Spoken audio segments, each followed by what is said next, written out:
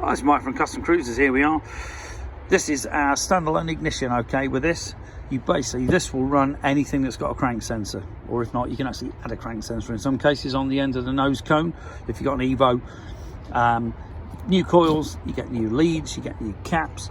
You do get a Pro and Brand lead if you're one of these guys that wants to mess around with something that's fixed already and you want to adjust all your maps. You know, if you're racing or something serious, fair enough, but otherwise I would honestly leave it alone. You've got at least 10 options on here anyway for different maps, etc. So in all honesty, I would not play around with that. Okay, it is pretty accurate. I've used one on my bagger, stuck a Screaming Eagle motor in my 96 bagger, you know, a twin cam, and it goes like the clappers. But luckily now I've got an SNS 124, which we're doing the same thing as this too. All right, if you're interested in upgrades, we do Baker boxes, we do better brakes, which God knows you need them on the Harleys.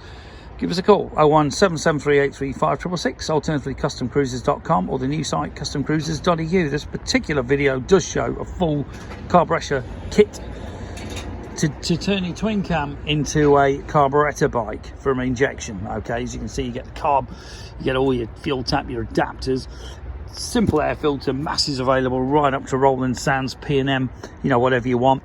And there's just a bracket missing, which obviously this makes the Mikuni fit onto the bracket. This goes on here, this goes on here, and then you've got a full working bike. And I have actually used this system myself. Like I say, I do use this system on some of my bikes to do away with the injection. Customcruisers.com, email me, sales@customcruisers.com, or 01773835666, or the new number from America, the 386 number. Give us a call. Thank you.